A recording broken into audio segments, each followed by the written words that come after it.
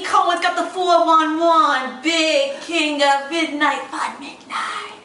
Hi everyone, my name is Josh Berry, filling in for Andy Cohen, who's on vacation in Miami. I have with me the lovely, talented Jamie Schenk.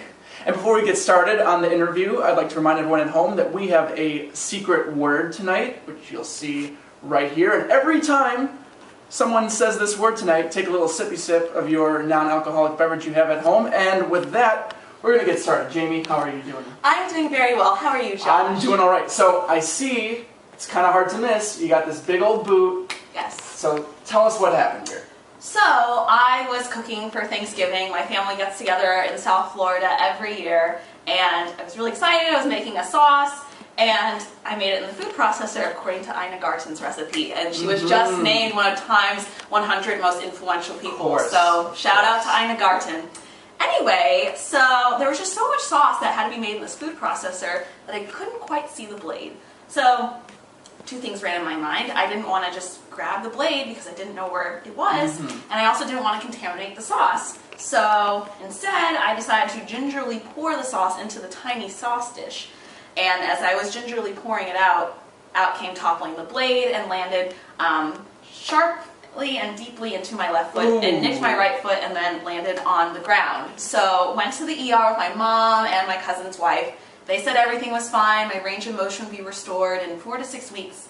That did not happen. So about 3 months after the injury happened in February, I got an MRI and it confirmed that I severed my anterior hallucis longus tendon, which is a tendon that goes from your mid-shin all the way down to your big toe.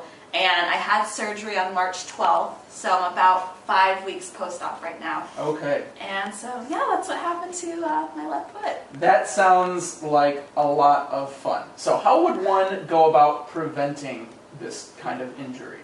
Well, this is a very rare injury. Usually food processor lacerations, there are about 21,000 annually. They usually are exclusively to the hand. Oh, okay. So I guess in order to prevent any just sharp injury in the kitchen, I would say wear shoes. I was barefoot when this happened, so wearing some shoes that cover the top of your foot is really important. And also just be very careful with using sharp objects in the kitchen because you can easily hurt yourself.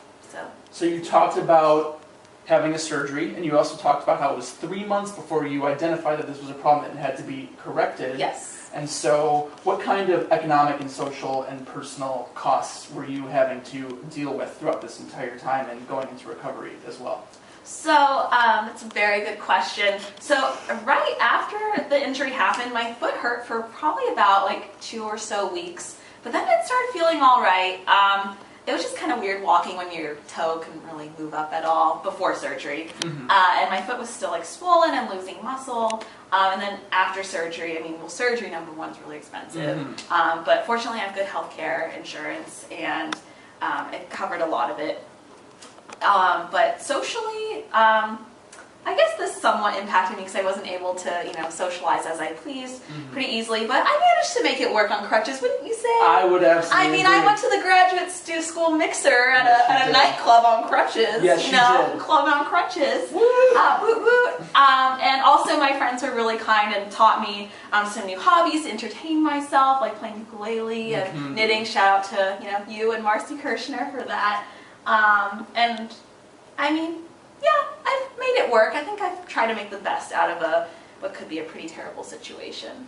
So you talk about all that. What were the direct and the indirect costs of your surgery and everything else that you dealt with in recovery? Well, the surgery itself was expensive. Also, all the durable medical equipment that you need and the physical therapy that's required. So those are some direct costs that are involved with that. Also, my mom schlepped out here all the way from California. Thank you, Nancy Schenk, for that. And she had to extend her stay because I really just wasn't doing well by the time she was supposed to leave originally. As far as indirect costs go, of course, my quality of life hasn't been as great, but again, try to make it work. I wasn't able to do my own laundry or really cook. It was harder to get ready in the morning. I still haven't had a full night of sleep, and it's been about 5 weeks post-surgery. So I'm looking forward to one day of sleeping through the night. That'd be awesome. Yes. And as far as being a student goes, I had to miss some school, being on narcotics, just with the pain. delayed my thesis a little bit, but still managed to get it in and make it work. Well, I hope that you have a continued strong recovery and that you get back to where you were. I think I speak on behalf of everybody when I say that. We're going to take a quick break, but before then, the secret word was surgery. Oh, and Jamie said it a bunch of times, so I hope you've been taking your sippy sips of your non-alcoholic beverage. All right, stay with us. We'll be right back. Do you hear me? I'm talking to you across the water, across the deep blue ocean, under the open sky. Oh my, baby, I'm trying.